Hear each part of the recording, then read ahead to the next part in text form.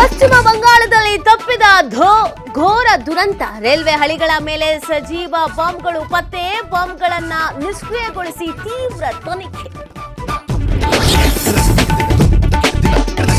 ಇಂದು ಬಾಗಲಕೋಟೆಯಲ್ಲಿ ಹಿಂದೂ ಸಂಘಟನೆಗಳ ಬೃಹತ್ ಧರಣಿ. 1500ಕ್ಕೂ ಹೆಚ್ಚು ಪೊಲೀಸರ ನಿಯೋಜನೆ. ಹಳೆ ಬಾಗಲಕೋಟೆ ನಗರದಲ್ಲಿ ಡ್ರೋನ್ ಮೂಲಕ ಕಣ್ಗಾವಲು.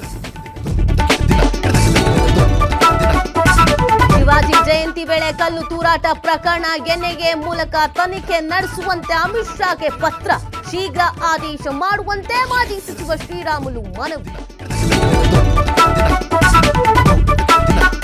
ಹುಟ್ಟುಹಬ್ಬ ಆಚರಣೆ ವೇಳೆ ಖಡ್ಗ ಬಳಸಿ ರೀಲ್ಸ್. ಬೆಳಗಾವಿಯ ಎಂಕೆ ಹುಬ್ಬಳ್ಳಿಯಲ್ಲಿ ಯುವಕರ ಹುಚ್ಚಾಟ. ಸೋಷಿಯಲ್ ಮೀಡಿಯಾದಲ್ಲಿ ವಿಡಿಯೋ ನೋಡಿ ಪೊಲೀಸರಿಂದ ಅರೆಸ್ಟ್. ರೇಷ್ಮೆ ಭವನಕ್ಕಾಗಿ 575 ಮರಗಳ ಮಾರಣ ಹೋಮಕ್ಕೆ ಸಿದ್ಧತೆ. ಬೆಂಗಳೂರಿನ ಒಕಲೀಪುರಂನಲ್ಲಿ ಭವನ ನಿರ್ಮಾಣ. ಮರ ಕಡಿಯುವುದಕ್ಕೆ ಅನುಮತಿಗಾಗಿ ಜಿಬಿಎಗೆ ಪತ್ರ.